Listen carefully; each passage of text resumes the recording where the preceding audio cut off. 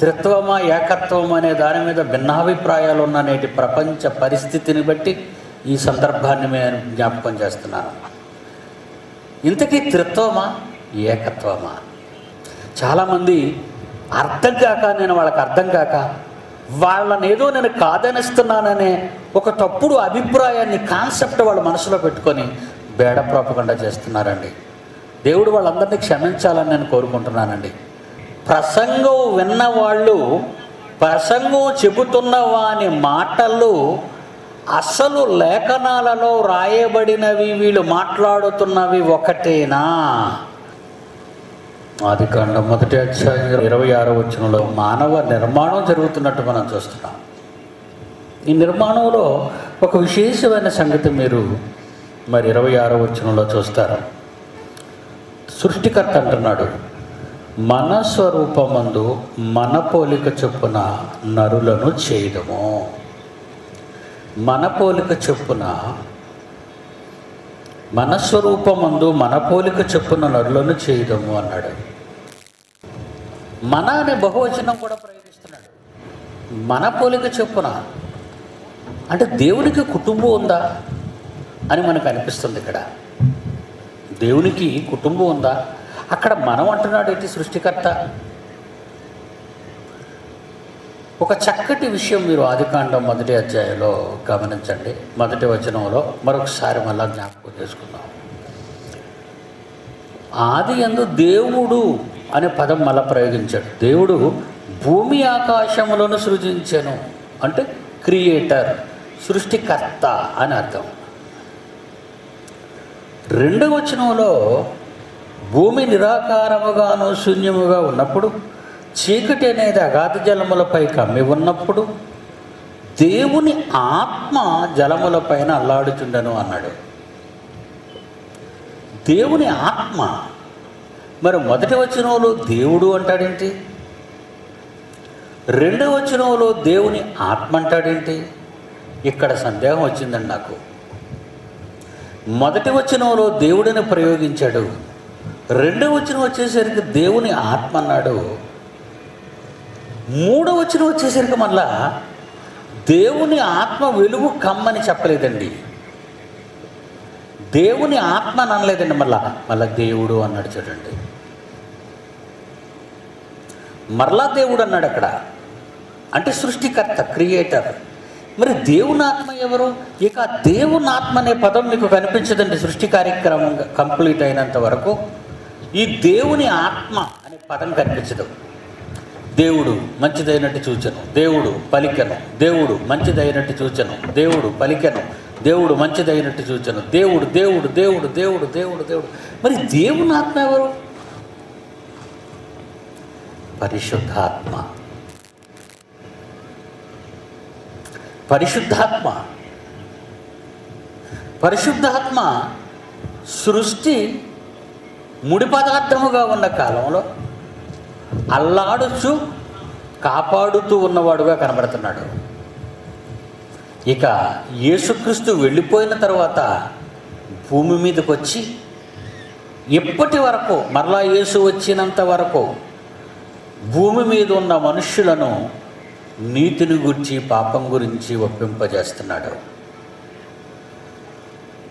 తండ్రి అనగా తండ్రి అయిన దేవుడు, వంశం దేవుళ్ళో వంశం కనుక జాగ్రత్తగా వినాలి మీరు. ఇక్కడ త్రిత్వమా ఏకత్వం అనే దాని మీద భిన్నాభిప్రాయాలు ఉన్న నేటి ప్రపంచ పరిస్థితిని బట్టి ఈ సందర్భాన్ని నేను జ్ఞాపకం చేస్తున్నాను. ఇంతకీ త్రిత్వమా ఏకత్వమా? త్రియేక దేవుడు అని చాలామంది సింగిల్గా వాడుతున్నాడు ఆ పదాన్ని, ఏకవచనం ప్రయోగిస్తున్నారు. పరిశుద్ధాత్మ అనేదే జలముల పైన అల్లాడుతుంది. మిగిలిన 2వ వచనం, 3వ వచనం నుంచి 4వ వచనం నుంచి 5వ వచనం నుంచి 6వ వచనం వరకు సృష్టి కార్యక్రమం ముగించినంత వరకు తిరిగి దేవుని ఆత్మ అనే పదం ప్రయోగించబడలేదు. చూడండి, దేవుడు దేవుడు దేవుడు దేవుడు దేవుడు దేవుడు దేవుడు దేవుడు. అంటే ఇక్కడ మన అని అనగానే ఎవరా మన? దేవునికి ఏమైనా ఫ్యామిలీ ఉందా? దేవునికి ఏమైనా దేవుడు భార్య ఉందా? అంతే కదండి. మరి ఎవరొకరు ఉన్నారంటే రిలేషన్స్ ఉన్నట్టే కదండి. మరి చాలామంది చాలా రకాలుగా అనేక మతాలలో దేవుళ్ళకు భార్యలు, వాళ్ళకు పిల్లలు ఉన్న ఈ సందర్భాలలో బైబిల్ చదివేటప్పుడు కూడా ఇలాంటి అనుమానం మనకు రావాలి మనం ఆలోచించేటప్పుడు. కనుక అలాంటి సందర్భాలు ఏవి మనకు బైబిల్లో కనిపించవు. కానీ మననే బహువచనం మాత్రం ఆయన ఫ్యామిలీ గురించి వాడినట్టుగా కనబడుతుంది. ఎఫెసీయులకు రాసిన పత్రిక 3వ అధ్యాయం, దయచేసి క్రొత్త నిబంధన చూడండి. ఎఫెసీయులకు రాసిన పత్రిక 3వ అధ్యాయము 14వ వచనం అందరూ చూడండి. ఎక్కడ ఆదికాండం నుంచి మనం ఎఫెసీ పత్రిక వచ్చేసాం అంటే బైబిలుపై సరి అయిన అవగాహన మనకు కావాలంటే ప్రియులారా 66 పుస్తకాలలో అసలు ఏముందనేది మనకు ముందు రావాలండి. బైబిల్లో ఏదో పుస్తకం చదివేసి లేదా ఒక ప్రసంగం మనం నేర్చుకుని మాట్లాడినంత మాత్రాన సర్వసత్యం అనేది బయటకు రాదు. మీరు గమనించాలి. చిన్నప్పుడు బడిలో మాకు ఒక పాట ఉండేదండి. నేను చదువుకునే రోజులంటే 1957లో నేను 3వ తరగతి, 1957. అప్పట్లో మా పాఠాల్లో ఒక పాట ఉండేదండి. నా వయసులో ఉన్న వాళ్ళకి అర్థమవుతుంది, 60 ఏళ్ళ దాటిన వాళ్ళు ఎవరైనా ఉంటే. 4 గుడ్డు వాళ్ళని గురువు గారు, ఒరేయ్ ఏనుగు ఎలా ఉంటుందో 4 గుడ్డు వాళ్ళకే చెప్పాడు. అక్కడ ఉంది, నువ్వు ముందు వెళ్ళి చెప్పరా, గుడ్డోడు కదా నువ్వు, ఏనుగు ఎలా ఉందో నువ్వు చెప్పాలి అక్కడికి వెళ్ళి చూసిన తర్వాత అని. అంటే తడివి చూడటం, తడివి కళ్ళు లేవు కదండి. వాడు మనకు తెలుసు కదా, మనం చాలాసార్లు మన వాళ్ళు చెప్పుంటారు ఇట్లనే. ఒకడు వెళ్ళి అదంతా తడుగుతున్నాడు, ఆ వీపు అంతా. అయ్య బాబోయ్ అని వచ్చి గురువు గారు, ఏనుగు పెద్ద గోడలాగా ఉందండి అన్నాడు. 2వ గుడ్డు వాడిని పంపించాడు, నువ్వు వెళ్ళి చూడరా అని. వీడికి వెళ్ళగానే కాలు దొరికింది, మొత్తం తడివాడు కింద నుంచి పై వరకు. అయ్య బాబు ఏనుగు స్తంభంలో ఉందండి గురువు గారు అన్నాడు. 3వ గుడ్డు వాడిని పంపాడు, నువ్వు వెళ్ళి చూడరా అని. వాడట చెవు పట్టుకున్నాడట. ఎలా ఉంది గురువు గారు, ఏనుగు చేటలా ఉంది అన్నాడట. అప్పుడు ఆఖరి వాడిని పంపాడు, నువ్వు వెళ్ళి చూడరా అంటే వీళ్ళు తోక పట్టుకున్నాడట ఏనుగుది. అప్పుడు వీడన్నాడు వచ్చి, గురువు గారు ఏనుగు తాడులా ఉంది అన్నాడు. ఇంతకీ 4 తడివింది ఏనుగునే. కానీ 4 గుడ్డోళ్ళలో ఒకడు గోడలా ఉందన్నాడు, ఒకడు స్తంభంలా ఉందన్నాడు, ఒకడు చేటలా ఉందన్నాడు, ఒకడు తాడులా ఉందన్నాడు. 4 చెప్పింది తప్పే. ఎందుకంటే చూడలేదు, సరైనటువంటి అవగాహన వాళ్ళకి లేదు, సరైన పరిశోధన వాళ్ళలో లేదు. ఇప్పుడు మీరు ఆలోచించండి.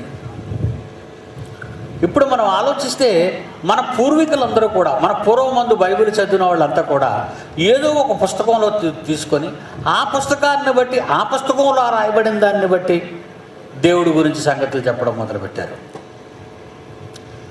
అలా 66 పుస్తకాలలో వాళ్ళకు నచ్చిన పుస్తకాన్ని ఎంచుకొని ఆ నచ్చిన పుస్తకాన్ని చదువుకుంటూ, ఆ నచ్చిన పుస్తకం మీదే ప్రసంగాలు చేసుకుంటూ, ఆ నచ్చిన పుస్తకం మీదే పుస్తకాలు రాసుకుంటూ దేవుడి గురించి కొంచెం పక్కకు వెళ్ళిపోయారు. అందుకే బైబిల్ పరిశోధన అనే పదాన్ని నేను ఎందుకు పెట్టానంటండి, అపోస్తుల కార్యాలు, ఇది ఇలా ఉంచండి, అపోస్తుల కార్యాలు 17వ అధ్యాయం.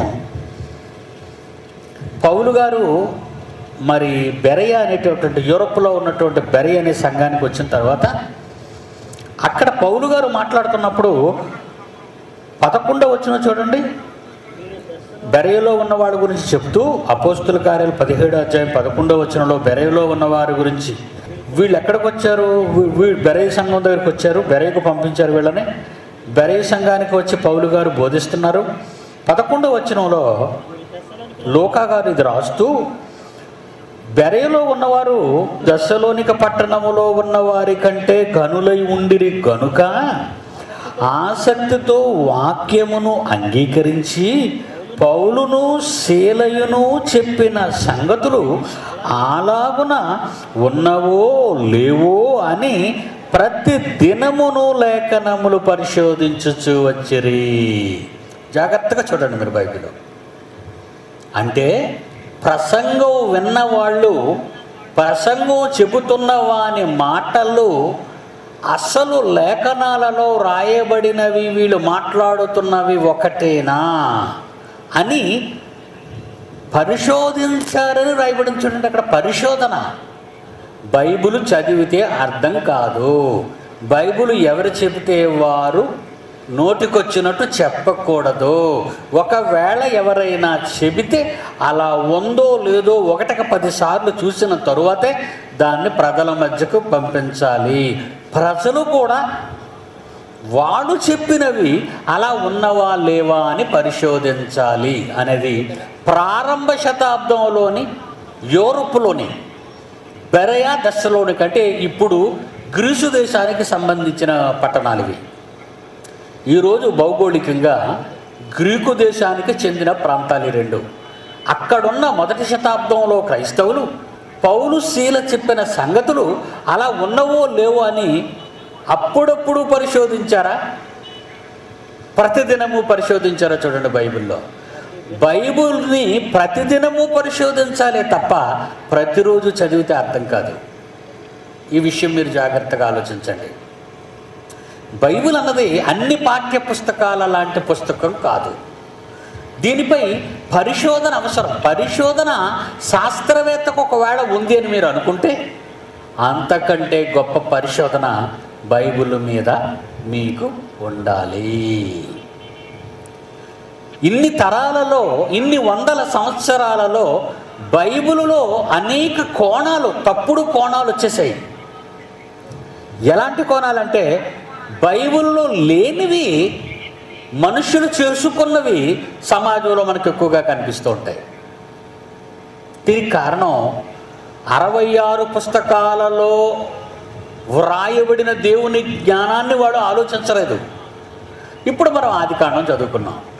ఆదికాండం 1వ అధ్యాయం 1వ వచనంలో దేవుడని చెప్పి, ఆదికాండం 1వ అధ్యాయం 2వ వచనంలో దేవుని ఆత్మని చెప్పి, ఆదికాండం 1వ అధ్యాయం 3వ వచనం నుంచి సృష్టి ముగించినంత వరకు దేవుడు దేవుడు దేవుడు దేవుడు దేవుడు దేవుని ఆత్మని పదం ప్రయోగించబడలేదు.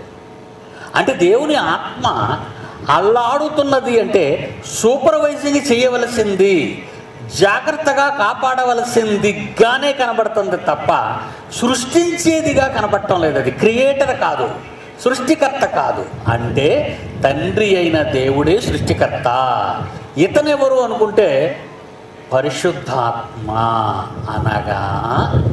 అనగా దేవుని కుటుంబములో ఇతను ఒకరు అని మనకి ఇక్కడ అర్థమైంది. దేవుని కుటుంబంలో ఇతను ఒకరు అని అర్థమగానే ఎందుకు దేవునికి కుటుంబం ఉందా అన్న సంగతి తెలియడానికి మరలా మరి కొత్త నిబంధన వ్రాయబడేటప్పటికి మరి కొత్త నిబంధన గ్రంథంలో అపోస్తలుడైన పౌలు ఎఫెసు అనే పట్టణానికి అక్కడ ఉన్న క్రైస్తవులకి ఉత్తరాన్ని రాస్తూ 3వ అధ్యాయం 14వ వచనంలో ఈ హేతువు చేత పరలోకమందును భూమి మీదను ఉన్న ప్రతి కుటుంబము ఏ తండ్రిని బట్టి కుటుంబం అని పిలువబడుచున్నదో ఆ తండ్రి ఎదుట మోకాళ్ళుని అంటున్నాడు. చూడండి, అంటే పరలోకమందున్న మా తండ్రి అని మనం అంటున్నామంటే పరలోకంలో మనకు తండ్రి ఉన్నాడని, ఆ పరలోకంలో ఉన్న తండ్రికి కుటుంబం ఉందని, ఆ కుటుంబానికి సంబంధించినవే భూమి మీదనున్న కుటుంబములన్నీ అని ఎక్కడికి వచ్చేసరికి అర్థమైందండి. మన పోలిక చొప్పున మననే పదం గురించి ఎంత లోతుగా ఆలోచించవలసి వచ్చిందో మీరు పరిశోధించాలని నేను మిమ్మల్ని కోరుకుంటున్నానండి. బైబిల్ చదివితే అర్థం కాదండి, చదివితే బైబిల్ అర్థం కాదు, పరిశోధించాలి. కనుక మా కళాశాలలో నా పిల్లలందరికీ పరిశోధన, రీసెర్చ్ అంటాను. రీసెర్చ్ చేయాలి బైబిల్ని చదివితే అర్థం కాదు, రీసెర్చ్ చేస్తే బైబిల్ అర్థమవుతుంది అని. మీకు తెలుసు, కీర్తనల గ్రంథంలో 1వ అధ్యాయాన్ని ప్రారంభిస్తూ దాన్ని ఎలా చదవమన్నాడో మీరు ఆ కీర్తన గ్రంథం 1వ అధ్యాయంలో 2వ వచనం 3వ వచనం చూడండి ఎలా ఉందో. యెహోవా ధర్మశాస్త్రమునందు ఆనందించుచు దివారాత్రము దానిని ధ్యానించాలి అన్నది చూడండి. అక్కడ దానిని ధ్యానించాలి. ఎప్పుడు? క్రొత్త నిబంధనలో ప్రతిదినం అన్నాడు. పాత నిబంధనలోని కీర్తనాకారుడి దగ్గరికి వచ్చేసరికి పరిశుద్ధాత్మ దేవుడు ప్రేరణతో వ్రాయబడిన ఈ గ్రంథం కూడా ఇందులో ఏముంది? దివారాత్రము దానిని అభ్యసించాలి అన్నాడు. అంటే స్టడీ వేరు, రీడింగ్ వేరు. ఇంగ్లీష్లో ఎలా మనం రెండింటిని విభజిస్తామండి? Reading, studying. రీడింగ్ అంటే చదువుకోవటం, స్టడీయింగ్ అంటే చాలా జాగ్రత్త తీసుకోవటం అంటే చదువుట కంటే ఎక్కువ బాధ్యతతో కూడుకున్న పదంగా కనబడుతుంది. అంటే అభ్యసించాలి. దేవుని పిల్లలారా, అక్కడ తండ్రి కనిపించాడు, మరి ఆత్మ కనిపించింది, పరిశుద్ధాత్మ దేవుడు. ఎలాగ దేవుడు కుటుంబం కనుక తండ్రి అయిన దేవుడు, పరిశుద్ధాత్మ దేవుడు అనే పదం ప్రయోగించాం మనం. తండ్రి అయిన దేవుడు, ఎందుకంటే మీద ఒక కుటుంబం ఉంది కదా. తండ్రి అయిన దేవుడు, పరిశుద్ధాత్మ దేవుడు, మరొక దేవుడు మళ్ళీ మనకి కనిపిస్తాడండి. మళ్ళీ అది కొత్త నిబంధనకు మనం వచ్చేసరికి క్లియర్ కట్గా కనిపిస్తుంటుంది. యోహాను రాసిన సువార్త తీయండి. యోహాను రాసిన సువార్త 1వ అధ్యాయం 1వ వచనము నుండి.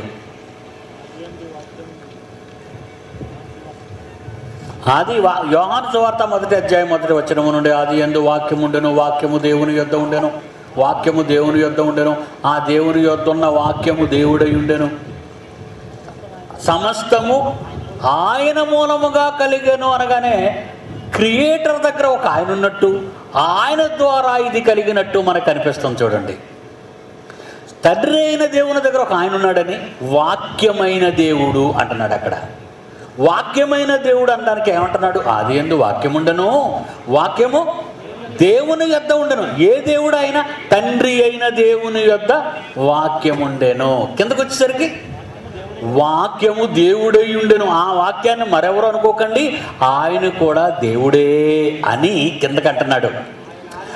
ఆయన అంతవరకు వాక్యమైన దేవుడు అని చెప్పిన ఆయన ఇప్పుడు ఏమంటున్నాడంటే, వాక్యమైన ఆయన, వాక్యమైన దేవుడు ఆయన అంటున్నాడు. చూడండి, ఆయన ఆది యందు దేవుని యొద్ద ఉండెను.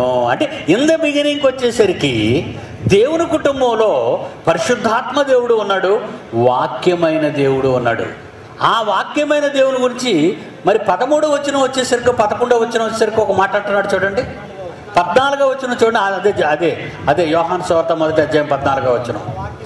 ఆ వాక్యమైన దేవుడే శరీరధారి అయి కృపా సత్య సంపూర్ణునిగా మన మధ్య ఉన్నాడు. అంటే ఇక్కడ మనకి ఎంతమంది కనిపించారండి? తండ్రి అయిన దేవుడు, కుమారుడైన దేవుడు, పరిశుద్ధాత్మ దేవుడు. మీకు అర్థమైందా? త్రియేక దేవుడు అనే పదం అండి అసలు ఎక్కడా లేదండి. ఆ పదం మనం అందంగా ఉందని వాడుకుంటున్నారే తప్ప అసలు ఆ పదప్రయోగం జరగకూడదండి. ఎందుకంటే ఇక్కడ నేనున్నాను, నా కొడుకున్నాడండి. నా కొడుకును నేను కాదు, నేను నా కొడుకు కాదండి. బాగా వినాలి మీరు. నేనున్నాను, నా కుమారుడు ఉన్నాడు. నా కుమారుడు ఆ పక్కన ఉన్నాడండి, నా మనవడు ఉన్నాడండి. నేనున్నాను, నా కుమారుడు ఉన్నాడు. నా కుమారుడికి కుమారుడు ఉన్నాడు. ఆ కుమారుడు నా కొడుకు కాలేడు. ఏమండి, ఆ కుమారుడు తండ్రి కాలేడు. ఆ కుమారుడు నా కుమారుడికి కుమారుడే కానీ నా కుమారుడని నేను అనకూడదు. ఎందుకంటే నాలో నుండి నా కుమారుడు వస్తే నా కుమారులో నుంచి వాడొచ్చాడు. దేవుని పిల్లలారా, మనం విడిపోయేటప్పటికీ సెపరేట్ అవుతున్నాం దేవునిలో నుంచి బయటపడుతున్నాం. 6వ దినాన్ని ఏం జరగాలనే దాని గురించి నేను ఇదంతా చెప్తున్నానండి. ముందుగా మీ మైండ్ క్లియర్ చేద్దాం, కొంచెం ఓపెన్ చేద్దామని ట్రై చేస్తున్నాను ఇదంతా. ఇకపోతే తండ్రి అయిన దేవుడు ఉన్నాడు, కుమారుడైన దేవుడు ఉన్నాడు, పరిశుద్ధాత్మ దేవుడు ఉన్నాడు. వీళ్ళెవరు? పరిశుద్ధాత్మ దేవుడు ఎవరింతకేని? ఆయన కూడా కుమారుడే. జాగ్రత్తగా వినాలి మీరు. ఇంతవరకు అండి నేను నేర్చుకునేటప్పటికి కావండి పరిశుద్ధాత్మ దేవుడు ఎవరండి అని అడిగితే, బాబు ముగ్గురు ఒకటేనయ్యా నన్ను తగిలేసేవారు. వాళ్ళు చెప్పలేక, నేను అడిగిన ప్రశ్నలు చెప్పలేక వాళ్ళు ముగ్గురు ఒకటే బాబు వెళ్ళు మా బుర్రతనే కనేవారు. ముగ్గురు ఒకటే ఎలా అవుతారు ముగ్గురు ఒకటి అని అంటే, అదంతే నీకు అర్థంగా తెలిపోయినవారు. దాని మీద పరిశోధన అవసరమైంది, అభ్యాసం అవసరమైంది. ఇంతకీ జ్యేష్ఠ కుమారుడు ఎవరు? అది బైబిల్లో మళ్ళా చక్కగా ఉంది. ఏమంటే బైబిల్లో జ్యేష్ఠ కుమారుడు ఎవరు? యేసుక్రీస్తు అయినప్పుడు పరిశుద్ధాత్మ దేవుడు ఎవరు? అతని తమ్ముడు. పరిశుద్ధాత్మ దేవుడు ఎవరంటే అతని తమ్ముడు. గలతీయులకు రాసిన పత్రిక 4వ అధ్యాయము 6వ వచనం దయచేసి బైబిల్ చూడండి. ఏమంటే చాలామంది బైబిల్లో తప్పులు పట్టుకోవాలనుకుంటారు. మరి అలా తప్పులు పట్టుకోవాలనుకునే వాళ్ళు ఎవరైనా యుక్తిగా మీ దగ్గరికి వచ్చి మిమ్మల్ని దెబ్బ తీయడానికి ప్రయత్నించవచ్చు. అలాంటి వాళ్ళ మేలుకొలుపు కోసం మీకు ఈ విషయాన్ని, జ్ఞానాన్ని ఓపెన్ యూనివర్సిటీ ద్వారా మీకు చెప్పడం జరుగుతుంది. ఏమండి? రైట్. గలతీ పత్రిక 4వ అధ్యాయం 6వ వచనం చూడండి.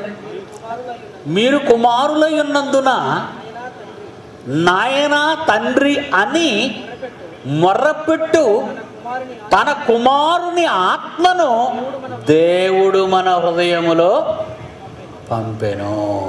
చూసారా, ఎక్కడ దొరికిందండి ఇతని గురించి మనకు తెలియాలంటే ఎక్కడ దొరికింది పరిశోధించాలండి మనం జాగ్రత్తగా. బైబిల్లో ఏదో ఒక పుస్తకం పట్టుకొని ఆ పుస్తకంలో కొన్ని సంగతులు అనుకుంటే కుదరదండి.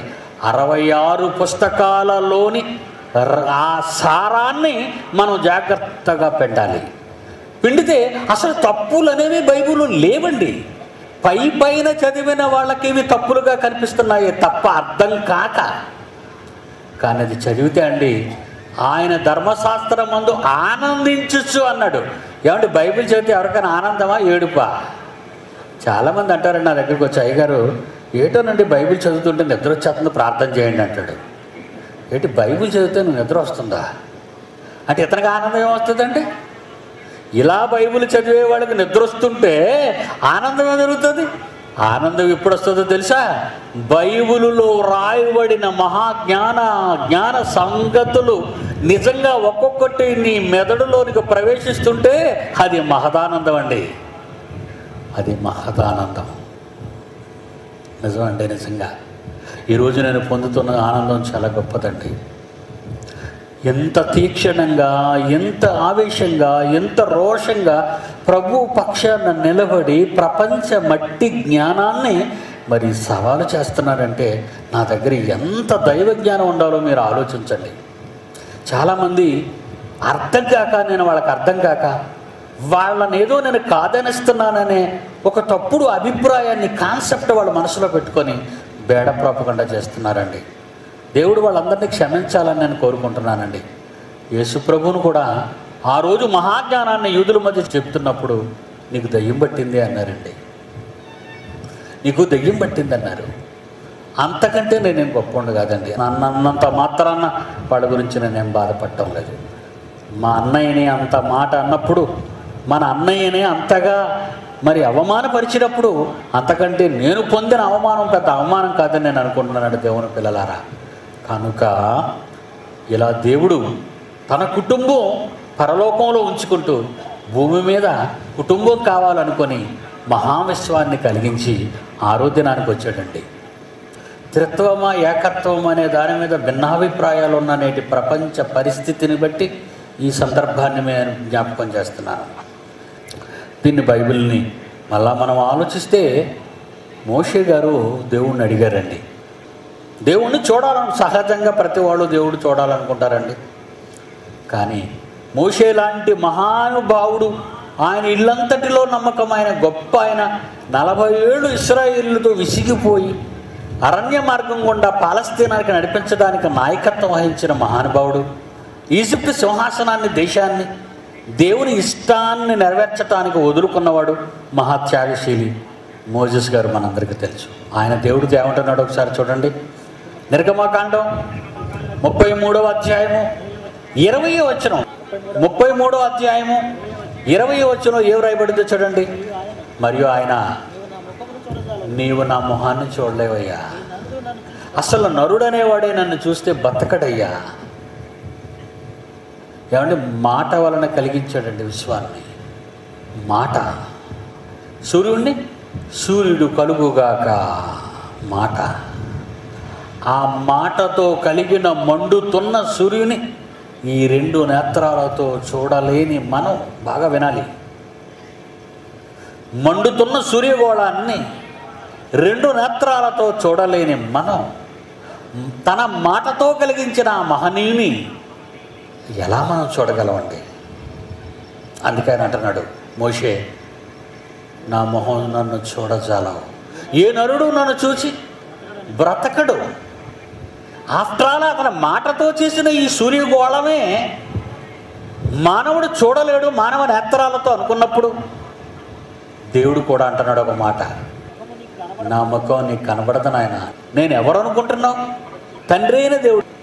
తిమోతికి రాసిన మొదటి పత్రిక 6వ అధ్యాయము 16వ వచనం చూడండి దేవుని పిల్లలారా. తిమోతికి రాసిన మొదటి పత్రిక 6వ అధ్యాయము 16వ వచనం చూడండి. సమీపింపరాని తేజస్సులో ఆయన మాత్రమే వసించు అమరత్వము గలవాడయ్యున్నాడు. సమీపింపరాని తేజస్సు. మనుషులలో ఎవడునూ ఆయనను చూడలేదు, ఎవడునూ చూడనేరడు. తండ్రి అయిన దేవుడు. ఏమంటే నేను చాలా ఆనందపడిపోతుంటానండి. ఎందుకో నా ఆనందం ఒక్కసారి మీరు వినాలి. నా తండ్రి ఇంత గొప్పోడా, ఎంత గొప్పవాడా నా తండ్రి. మరి నేను ఆయన్ని చూడాలి. ఎప్పుడు చూడాలి? భూమి మీద చూడలేను. భూమిని నేను విడిచిపెట్టాలన్నమాట. భూమిని విడిచిపెడితే అప్పుడు నా తండ్రి ఎలా ఉంటాడో నాకు అర్థం అవుతుంది. నేను చూడగలను, నిండా చూడగలను. డాడీ, దేవుడు ఎలా ఉంటాడు డాడీ? డాడీ, నేను చూడాలండి డాడీ, చెప్పు డాడీ.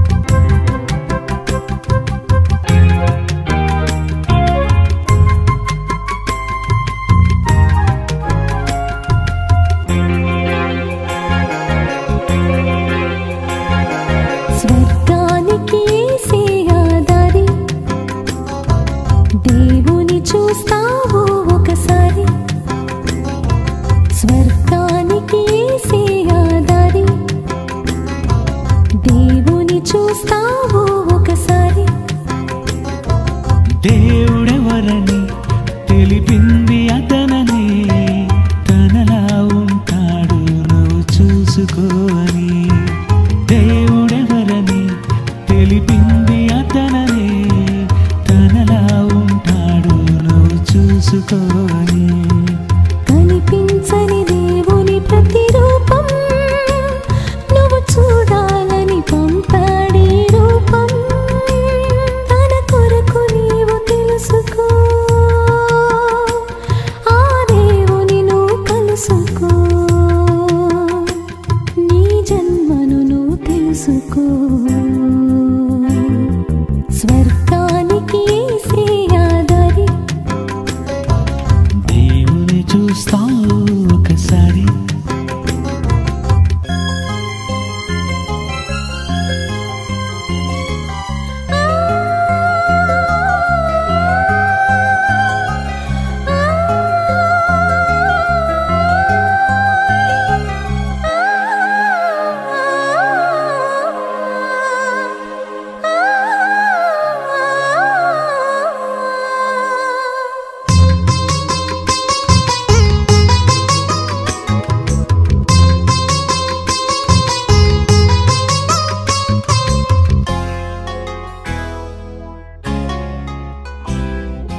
ఏ కాలమందు అతన్ని చూడలేదు ఎవరు, ఏ కాలమందు స్వరము వినలేదు ఎవరు. ఏ కాలమందు అతని చూడలేదు ఎవరు, ఏ కాలమందు స్వరము వినలేదు ఎవరు. దేవుని చూస్తే నరుడే బ్రతకడు, అతని చూసే శక్తి కళ్ళకు లేదు. చూసాడు యేసే పరలోకంలో దేవుని, చూసింది అతనే పరలోకంలో ఆత్మని. యేసుని చూసి దేవుని తెలుసుకో, బయలుపరిచింది యేసని చదువుకో. ఈ నరులెవరు చూడలేదు తెలుసుకో. స్వర్గానికి శ్రేయాదారి. దేవుని చూస్తావు ఒకసారి.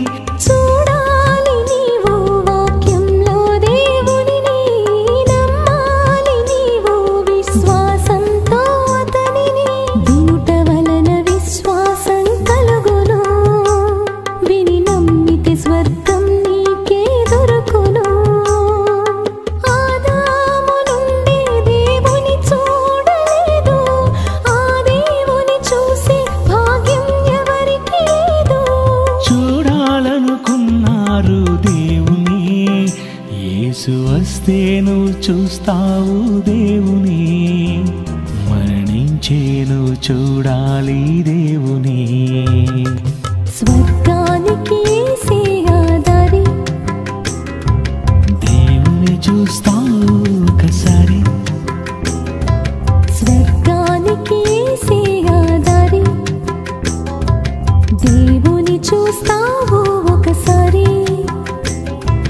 దేవుడెవరని తెలిపింది అతననే, తనలా ఉంటాడు నువ్వు చూసుకోవని. దేవుడెవరని తెలిపింది అతననే, తనలా ఉంటాడు నువ్వు చూసుకోవని. కనిపించని దేవుని ప్రతిరూపం నువ్వు చూడాలని పంపాడి రూపం. తన కొరకు నీవు తెలుసుకో, ఆ దేవుని నువ్వు కలుసుకో, నీ జన్మను నువ్వు తెలుసుకో. స్వర్గానికి యేసయ్య దారి, దేవుని చూస్తావు ఒకసారి.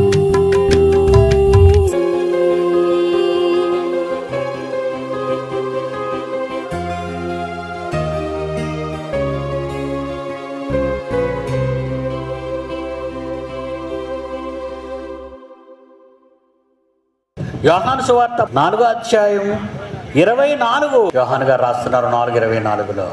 అంటే ఆత్మ అనగానే ఏమైపోయిందండి? పరమాత్మ. పరమాత్మ అండి, పరమాత్మ. మరి మీరెవరు? ఆదికాండం 2వ అధ్యాయం 7వ వచనం చూడండి దేవుని పిల్లలారా. 2వ అధ్యాయం 7వ వచనం. దేవుడేని యెహోవా నేల మంటితో నరుని నిర్మించి, బొమ్మండిది, బొమ్మ అంతే కదా, బొమ్మను చేశాడు, మట్టితో బొమ్మను చేశాడు. బొమ్మను చేసినప్పుడు చేతులు ఆయన పెట్టుకున్నాడండి. చేతులు పెట్టాడు కదండి. మనకు 2 చేతులు ఉన్నాయి, 2 కాళ్ళు ఉన్నాయండి, ఉన్నాయి. ఒక ముక్కు ఉందండి, ఉందండి. 2 కళ్ళు ఉన్నాయండి, ఉన్నాయండి. 2 చెవులు ఉన్నాయండి, ఉన్నాయండి. కనబడని అవయవాలన్నీ ఎవరు చేశారబ్బా? దేవుడు చేశాడండి. దేవుడు ఎందుకు చేసుకున్నాడు? మీరు ఏదైనా బజార్లో కొనుక్కొని ఏదైనా వస్తువు పట్టుకెళ్తారు. కుక్కర్ కొనుక్కున్నారనుకోండి, తల్లులు, దేనికి? పేలిపోవడానికా? కాదు, నిమిషాల మీద పప్పు ఉడికేయాలి, నిమిషాల మీద ఉడకని వస్తువులు, మాంసం ఉడికేయాలి, అంతే కదా. మీ అవసరానికి వస్తువును కొనుక్కుంటారు. బాగా ఆలోచించండి. మీ అవసరానికి మీ కష్టార్జితాన్ని ఇచ్చి ఒక వస్తువును కొనుక్కుంటారు. అది నిజమైతే దేవుడు బొమ్మను చేస్తున్నాడు మట్టితో. మీ అవసరానికి కాదు, మన అవసరాలకు కాదు ఆయన చేస్తున్నది బొమ్మ, తన అవసరాలను తీర్చుకోవటానికి. వీలు కట్టుకుంటారు. బాత్రూమ్ ఇష్టం వచ్చిందని పెట్టుకుంటారు, బెడ్రూమ్కి అటాచ్డ్గా. బెడ్రూము రోడ్డు మీద పెట్టారు కదా. బెడ్రూమ్ తర్వాత పక్కన మరొక డైనింగ్ రూము, ఆ డైనింగ్ రూమ్ తర్వాత బయటకు వెళ్తే ఒక గెస్ట్ రూమ్. దాని తప్పుడు కదా వరండా బయట పడుతుంది. రాగానే ఎవరైనా బెడ్రూమ్లోకి వచ్చేస్తారా? రారు. అనగా మీ ఇష్టం వచ్చినట్టుగా మీ బెడ్రూమ్, మీ ఇష్టం వచ్చినట్టుగా మీ బాత్రూమ్, మీ ఇష్టం వచ్చినట్టుగా మీ గెస్ట్ రూమ్, మీ ఇష్టం వచ్చినట్టుగా మీ కిచెన్ రూమ్ మీరు కట్టించుకుంటారు. అది నిజం. దేవుడు కూడా మానవ దేహాన్ని నిర్మిస్తున్నప్పుడు ఏమనుకొని నిర్మించాడో ఇప్పుడు మీరు చదవాలి. దేనికి అసలు మట్టి బొమ్మను చేస్తున్నాడో 6వ దినాన్ని? చేతులిచ్చి, కళ్ళిచ్చి, చెవులిచ్చి, ఇవన్నీ మనకు వచ్చాయి.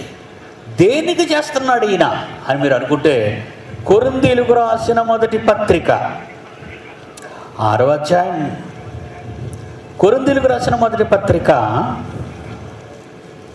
6వ అధ్యాయము 19-20 వచనాలు చదవండి దేవుని పిల్లలారా. బాగా వినండి, ఇక్కడ ఖచ్చితంగా చెప్పాడు. ఏమండి? బాగా వినండి. మీ దేహము 6వ అధ్యాయము, మా కొరింథీయులకు రాసిన మొదటి పత్రిక 6వ అధ్యాయము 19. అంటే ఆదికాండము 2వ అధ్యాయం 7వ వచనంలో చేస్తున్న మట్టి బొమ్మ ఎందుకు చేశాడు, దానిపై అతనికి ఉన్న ఉద్దేశం ఏంటి అనేది మనకు పరిశోధన తెలియాలంటే కొరింథీయులకు రాసిన పత్రిక వరకు మరలా రావాలన్నమాట మనం. అంటే 66 పుస్తకాలు ఎలా లింక్ అయ్యాయో చూసారా, ఎలా లింక్ అవుతున్నాయో. అంటే దేవుడు తన మనస్సుని 66 పుస్తకాల్లోనూ పెట్టాడు. ఏదో పుస్తకం చదివిస్తే నాకు వచ్చేసింది అనుకుంటే ఎలా అండి? రాదు. ఇప్పుడు చూడండి ఎంత బాగుందో. మీ దేహం మీ శరీరం దేవుని వలన మీకు అనుగ్రహింపబడి మీలో ఉన్న పరిశుద్ధాత్మ దేవుడు చూసి, అమ్మాయ్యా, ఇంతకీ భూమి మీద పరిశుద్ధాత్మ దేవుడు ఏ కొండ మీద ఉన్నాడో అనుకున్నారా మీరు? మీలో ఉన్నాడు. మీలో ఉండడానికి ఆయనకు ఒక ఆలయం కావాలి, మీలో ఉండడానికి ఒక దేవాలయం కావాలి. అందుకే ఇక్కడ చెప్తున్నాడు ఏమని? మీలో ఉన్న పరిశుద్ధాత్మకు ఆలయమై మీ దేహము ఉన్నదని మీరు ఎరుగరా అన్నాడంటే మనకి అయితే గతంలోనే ఈ సందర్భాలు దేవుడు చెప్పాడు. ఇప్పటికైనా తెలుసుకోవాలి. 20వ వచనం, మీరు మీ సొత్తు కారు. మీరు మీ సొత్తు కారు. మీరు మీ సొత్తు కారు. విలువ నా కష్టానికి విలువ కట్టగలరా? విలువ పెట్టి కొనబడిన వారు మీ దేహముతో దేవుని మహిమపరచండి. విలువ అంటే ఎంత విలువ అండి దేహాన్ని? చాలామంది అంటారు, నీ నెత్తి మీద రూపాయి పెట్టినా నువ్వు ఎవరికి అవసరం లేదురా అంటారు. చాలామంది మాట్లాడుతూ, రే నీ నెత్తి మీద రూపాయి పెట్టినా నువ్వు ఎవరికి అవసరం లేదంటారు. అంటే విలువ ఏంటో తెలియలేదనమాట వాళ్ళకి. మానవ దేహము యొక్క విలువ, మానవ ఆకారం యొక్క విలువ ఎవరికి తెలియలేదనమాట. కనుక వాళ్ళకు ఒక ఎగ్జాంపుల్ ఏంటో తెలుసా? మన పాట చూశారు కదా, కనుగుడ్డు పోయిందనుకోండి, ఒరిజినల్గా మన గుడ్డు పోయిందనుకోండి, ఏం చేస్తాం? అదిగో ఆ పాటలో గాజుగుడ్డు సెట్ చేసుకుంటుంది ఆవిడ, చూశారు కదా పాటలో. గాజుగుడ్డు ఆ లొట్ట కనబడకుండా ఆ గాజుగుడ్డు వేసుకుంటారు. కొన్ని కాలిపోతే, కాలు చేయబడు కర్మాగారాలు లేవు. జైపూర్ వెళ్తే చెక్క కాలు ఇచ్చేస్తారు నీకు. అంటే చేయిపోతే చేయరాదు. ఇప్పుడు విలువ చెప్పండి. అసలు విలువ కట్టగలరా? కాళ్ళకు కానీ, చేతులకు కానీ, కళ్ళుకు కానీ, ముక్కుకు కానీ, గుండెకి కానీ, కిడ్నీలకు కానీ విలువ ఉందా వీటికి? అసలు రక్తం పాజిటివ్ అన్నారంటే భయపడిపోతాం, ఏబీ పాజిటివ్ అంటే భయపడిపోతాం. కొన్ని బ్లడ్ గ్రూపులు అసలు దొరకవండి, రేర్ అనమాట. అంటే రక్తం ఇస్తే కానీ బతకరు. ఇప్పుడు మీ విలువ ఎంతో తెలుసా మీకు? కోట్ల రూపాయలు ఇచ్చిన మీకిచ్చిన ఈ దేహంలో ఈవెన్ బొటనవ్రేణు పోయినా బొటనవ్రేణు అమ్మరు, దొరకదు ప్రపంచంలో. మేమెంతో శాస్త్రీయంగా ఎదిగిపోయామని చెప్పుకునే ఏ శాస్త్రవేత్త అయినా మీకు ఇలాంటి బొటనవ్రేణు ఇవ్వలేడు. విలువ పెట్టి కొనబడిన వారు దేవుని కష్టం. దేవుని పిల్లలారా, ఆయనకు అవసరమైనది మీ దేహం. ఆయనకు అవసరమైనది మీ దేహం. ఆయనకు అవసరమైన ఈ దేహం ఆయనకు దేవాలయం అంటున్నాడు. చూడండి మళ్ళా 2 కొరింథీయులకు రాసిన 2వ పత్రిక వచ్చేయండి. కొరింథీయులకు రాసిన 2వ పత్రిక 6వ అధ్యాయానికి వచ్చేయండి. 18వ వచనం చూడండి దేవుని పిల్లలారా. కొరింథీయులకు రాసిన 2వ పత్రిక మరలా 6వ అధ్యాయము 18వ వచనం, మనము జీవముగల దేవునికి తండ్రికి కూడానట, తండ్రికి కూడా. ఇందాక పరిశుద్ధాత్మకాలయం, ఇక్కడికి వచ్చేసరికి ఏమంటున్నాడు? తండ్రికి, జీవముగల దేవునికి ఆలయమై ఉన్నాము. ఆయన వాళ్ళలో తిరుగుతానంటున్నాడు. చూడండి, నేను వారిలో నివసించి వారిలో సంచరిస్తాను, నేను వారి దేవుడును, నేనే వాళ్ళకి చిన్న దేహాన్ని చేశాను. అయితే దేవుడు ఈ దేహాన్ని తనకు ఆలయంగా చేసుకున్నాడా? అవును. మనిషి జన్మలింతే, అది తెలియకుంటే చింతే, నీ నిర్మాణమే తెలుసుకోవా. బ్రతుకుకుంది అర్థం, అది తెలియకుంటే వ్యర్థం, నీ బ్రతుకెందుకో తెలుసుకోవా. దేహాన్ని దేవుడు నిర్మించి, దేవుడు నీలోని ఉండాలని, దేహమే ఆలయం, ఎవరు కట్టలేరు ఈ మందిరం. వింతే అది తెలియకుంటే చింతే నీ నిర్మాణమే తెలుసుకోవా. బ్రతుకుకుంది అర్థం అది తెలియకుంటే వ్యర్థం నీ బ్రతుకెందుకో తెలుసుకోవా.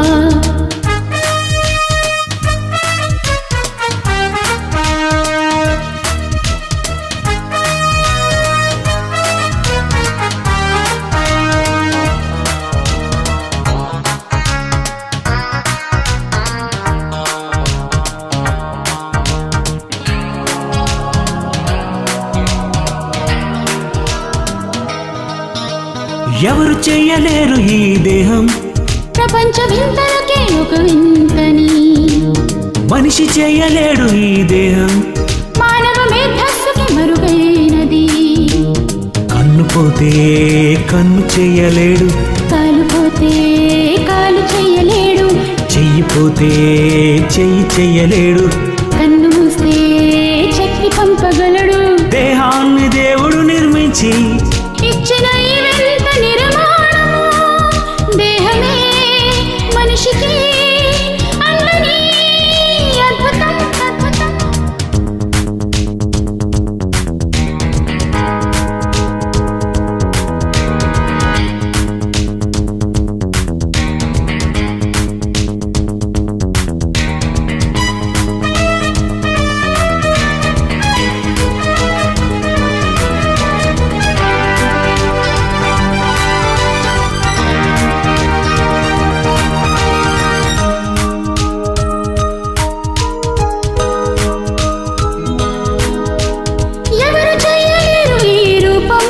మనుషుల వేలి ముద్ర ఒక వింతని.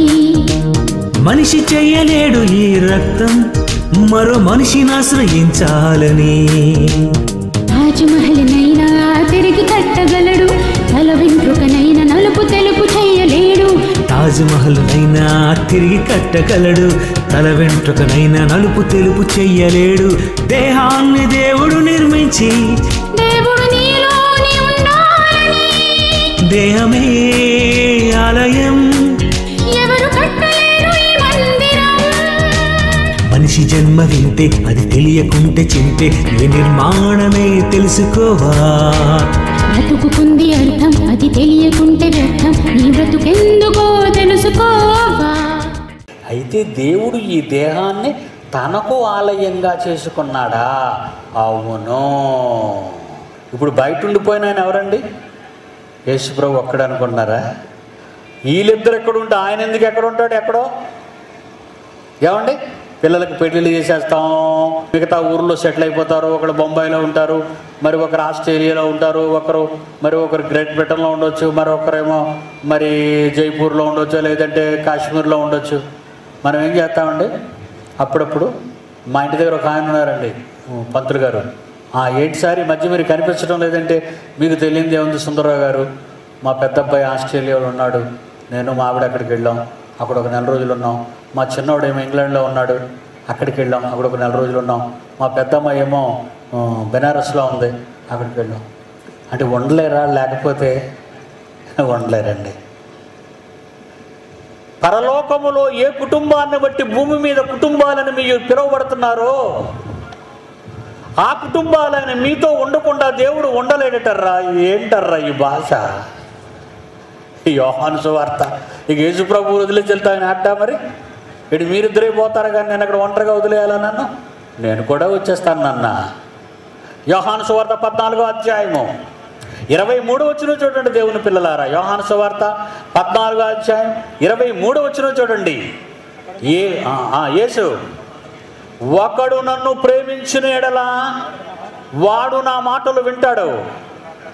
ఎవరైతే నా మాటల ప్రకారంగా జరిగిస్తారో అప్పుడు నా తండ్రి వాణ్ణి ప్రేమిస్తాడు.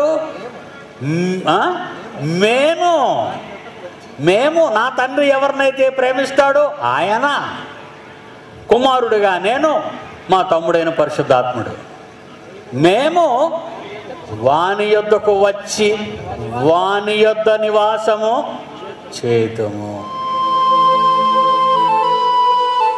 తండ్రైనా యేసైనా ఆత్మైనా నీకోసం ఉన్నారుగా. దినమంతా నీ కోసం ఎదురు చూస్తూ వేచి ఉన్నారుగా. ఆ యేసు నిన్ను వదలలేదు, నీ కోసం భూమిపైకి వచ్చాడు. తన తమ్ముడే వదలలేదు, నీ కోసం నీలోనే ఉన్నాడు. మారాలనే మనసు నీకుంటే స్వర్గం సొంతమవుతుందిగా. స్వర్గాన్ని ఇస్తాడు నీకు దేవుడే, సర్వాన్ని ఇస్తావా నీవు అందుకే. క్షమిస్తాడు, రక్షిస్తాడు నువ్వు నమ్మితే.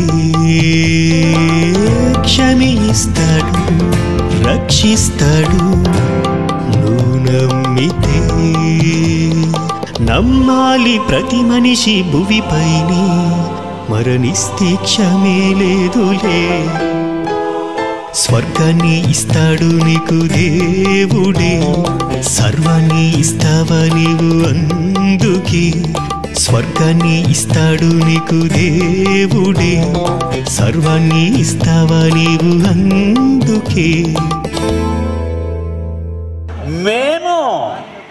మేము నా తండ్రి ఎవరినైతే ప్రేమిస్తాడో ఆయన, కుమారుడిగా నేను, మా తమ్ముడైన పరిశుద్ధాత్ముడు, మేము వాని యొద్దకు వచ్చి వాని యొద్ద నివాసము చేతుము. ఇంతకీ పరలోకంలో ఉన్న మహానుభావులు మన దగ్గరే ఉన్నారా అనిపిస్తుంది కదండి. ఉంటారు, కానీ నువ్వు బూతులాడితే ఎలాగుంటారు? ఉంటారు, నువ్వు అబద్ధాలు ఆడితే ఎలాగుంటారు? ఎలా ఉన్నావు మరి? నువ్వు బాగున్నావా? బాగుంటూనే ఉంటావు. మనం ఏం చేస్తాం? మన దగ్గర ఉండడం అంత మంచిది కాదు, అర్థం కాక ముందర తరాల్లో దేవుడికి ఆ కొండ మీద గుడి కట్టించి అందులో పడి స్థానం వేసేద్దాం అనుకున్నారు. అదే సమరయ స్త్రీ యేసుప్రభుతో చెబుతుంది. ఏమని? మా పితరులు ఇదిగో ఈ పర్వతం మీద, సీనాయి కొండ మీద ఆరాధించేవాళ్ళు, కానీ ఆరాధింపవలసిన స్థలం యెరూషలేములో సొలొమోను గారు కట్టించిన బంగారు దేవాలయం అని చెప్తారు కదా మీరు. యేసుప్రభుతో అంటుంది, దేవుడు కొండ మీదనా బంగారు దేవాలయంలో ఉంటాడా అంటే నేను వదిలేస్తాడా ఊరి మీద? అమ్మా, ఒక కాలం వస్తుందమ్మా. ఆ కాలమున ఈ కొండ మీదనైనను యెరూషలేములో సొలొమోను కట్టించిన బంగారు దేవాలయములోనైనను మీరు తండ్రిని ఆరాధింపరు. నా మాట నమ్మమ్మ. ఆఖరికి నా పరిస్థితి ఇలాగైపోయింది. అంటే ప్రభు నిజాన్ని చెబుతున్నాడు ఒక మనిషితో. మీరు ఆలోచించండి. అమ్మా, ఒక కాలము వచ్చుచున్నది, ఆ కాలమున ఈ పర్వతము మీద నేను, యెరూషలేములో నేను తండ్రిని ఆరాధింపను. నా మాట నమ్ము.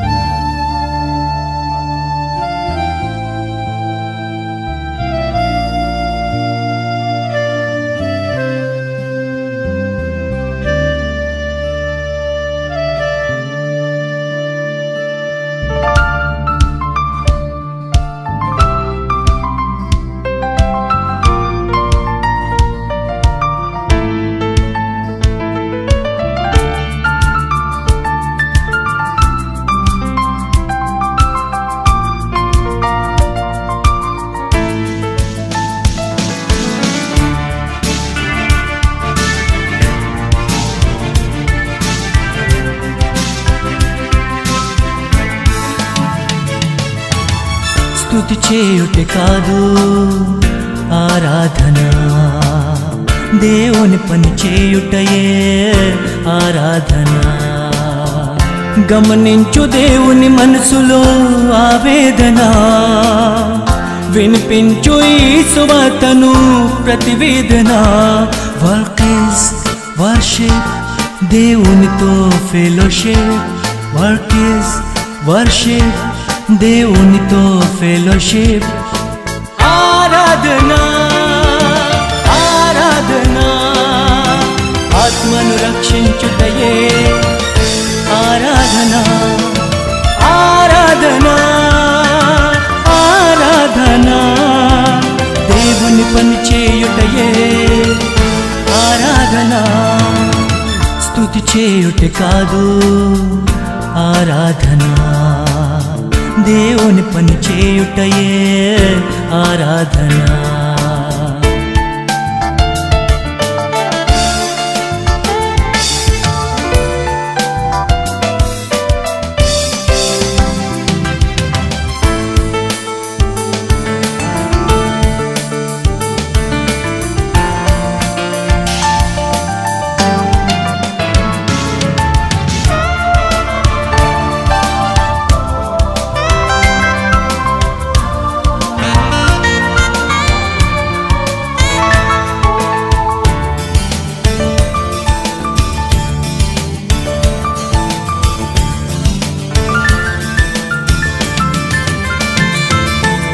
పెదవులతో ఘనపరచి కూర్చొని లేస్తే సరిపోదు, మోకరించి ప్రార్థన చేస్తే పాపి మారడు. పెదవులతో ఘనపరచి కూర్చొని లేస్తే సరిపోదు, మోకరించి ప్రార్థన చేస్తే పాపి మారడు. ఆత్మతో సత్యముతో తండ్రిని ఆరాధించాలి, అర్పణ ఆరాధనలు దేహంతో జరగాలి. మనకున్న అవయవాలు ప్రభు పనిలో అరగాలి. ఆరాధన ఆరాధన ఆత్మను రక్షించుటయే ఆరాధన. ఆరాధన ఆరాధన పాపిని రక్షించుటయే ఆరాధన.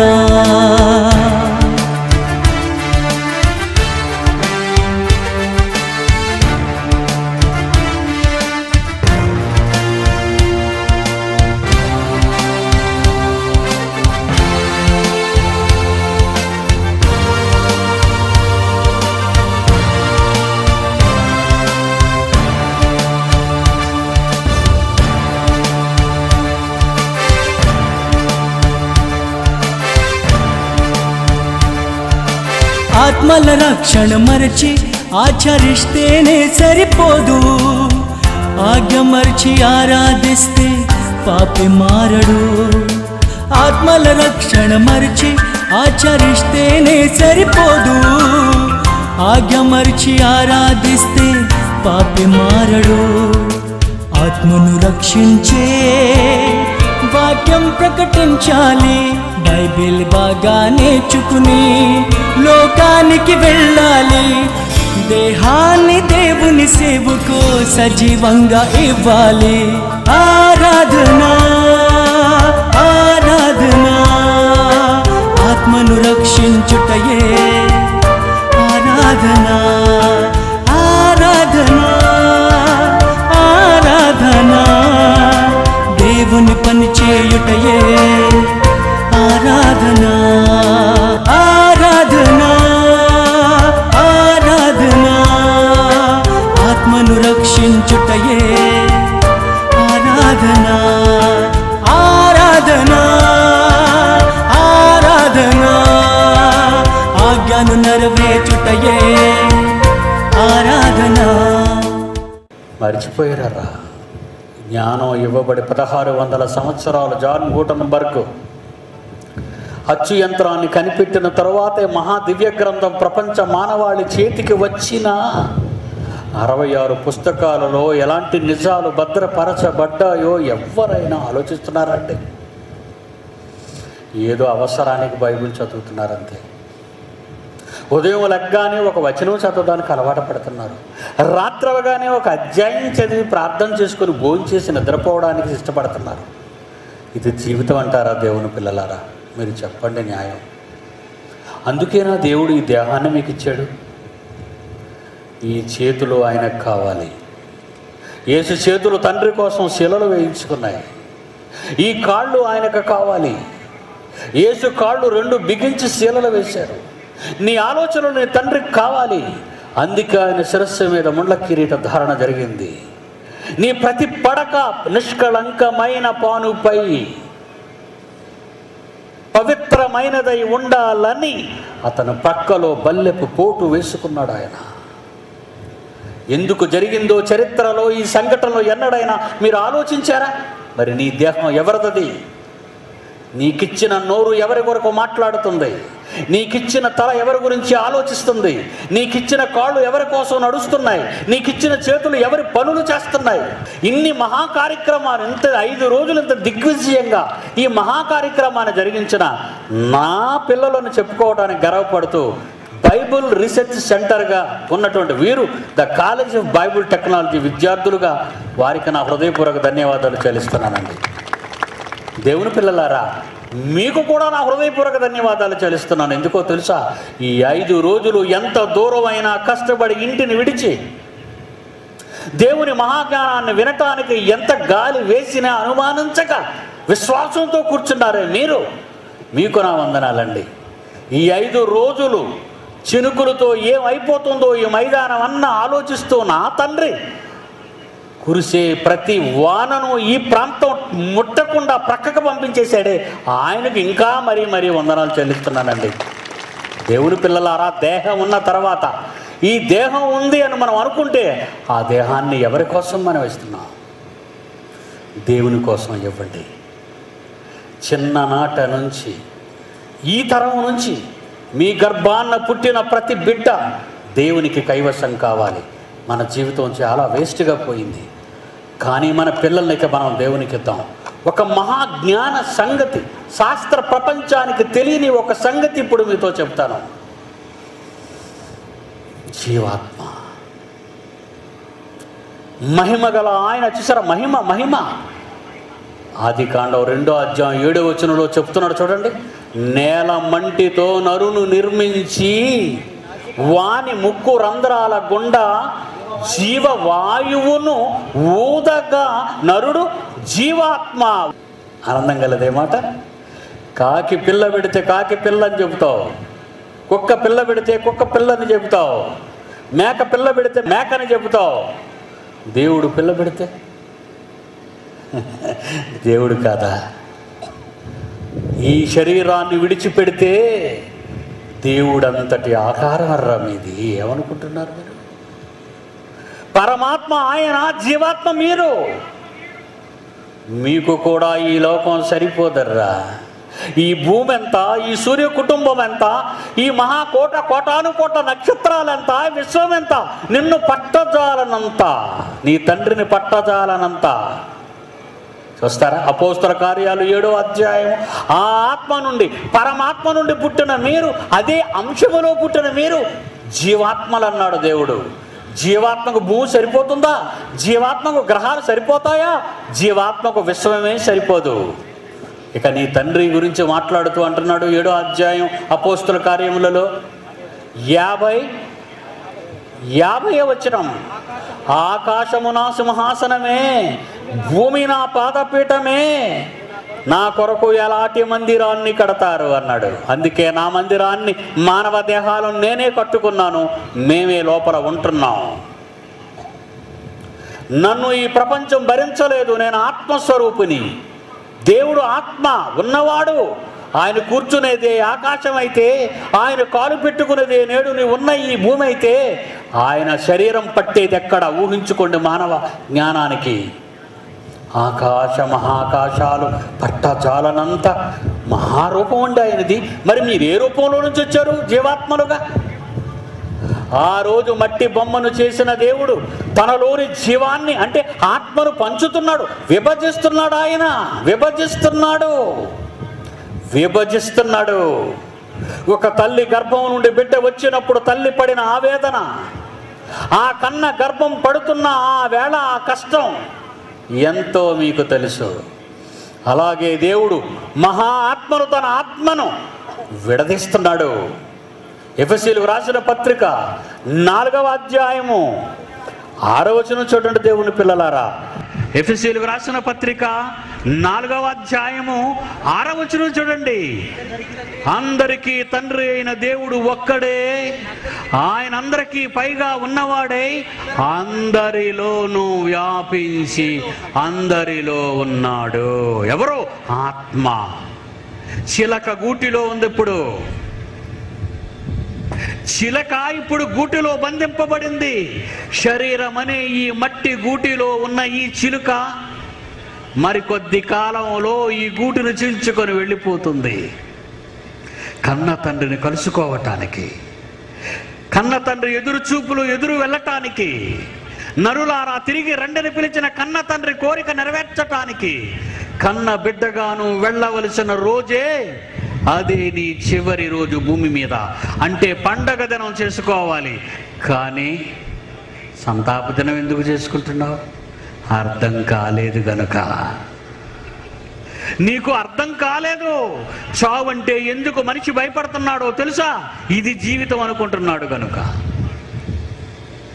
దీని వెనుక దేవుని కష్టం, ఆ కష్టంలోని జననం, ఆ జననంలోని రూపం, ఇదంతా మహావిశ్వానికి అందని మహా అద్భుత రూపం నీది. ఆ రూపాన్ని ఒక్కసారి ఈ కట్టెలో ఉన్నప్పుడే ఈ రాత్రి తలుచుకోవాలి. నేనంతటి రూపాన్నా. యేసుప్రభుని అడుగుతున్నాడు ఒక పిచ్చివాడు. ఒకడు తన భార్యను చేసుకున్నాడు, భార్యగా చేసుకున్నాడు. ఒక ఆమెను చచ్చిపోయాడు, తమ్ముడు చేసుకున్నాడు. ఆ తర్వాత వాడి తమ్ముడు చేసుకున్నాడు, 7 చేసుకున్నారు. మొత్తానికి చివరికి ఆమె కూడా చచ్చిపోయింది, 7 చచ్చిపోయారు. పరలోకంలో ఏమండి అక్కడ ఎవరికి భార్యగా ఉండదని అడుగుతున్నాడు చూడండి. ఇటు ఇక్కడ భార్యాభర్తలు, కోర్టులు, విడాకులు, పెళ్ళిళ్ళు, పండగలు, పబ్బాలు అక్కడానా? యేసుప్రభు ఏమన్నాడు తెలుసా? మార్కు సువార్త 12వ అధ్యాయము 24వ వచనం. మార్కు సువార్త 12వ అధ్యాయం 24వ వచనం. అందుకు యేసు, మీరు లేఖనములను గాని దేవుని శక్తిని గాని ఎరుగుకు పోవుట వలనే పొరపడుతున్నారరా. చూసారండి ఎలా చెప్పాడు? మీరు ఎరుగుతారా మరి? తండ్రి కుమార పరిశుద్ధాత్మ ఎవరు మీకు తెలుసా? తండ్రి కుమార పరిశుద్ధాత్మ ఎవరు మీకు తెలుసా? వారు ముగ్గురు ముగ్గురా, వారు ముగ్గురు ముగ్గురా, వారు ముగ్గురు ముగ్గురా, వారు ముగ్గురు ముగ్గురా. ఎవరు ఎవరు ఎవరెవరు తెలుసునా? తండ్రి కుమార పరిశుద్ధాత్మ ఎవరు మీకు తెలుసా? తండ్రి కుమార పరిశుద్ధాత్మ ఎవరు మీకు తెలుసా?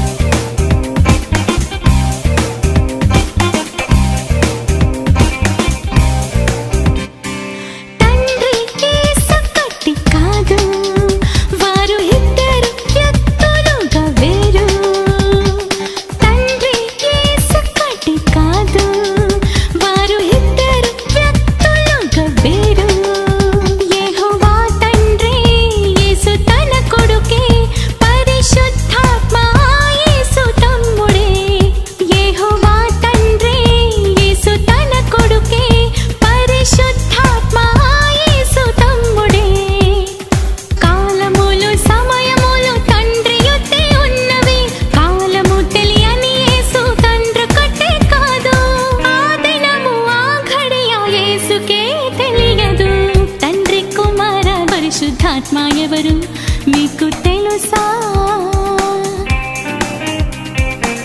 తండ్రి కుమార పరిశుద్ధాత్మ ఎవరు మీకు తెలుసా?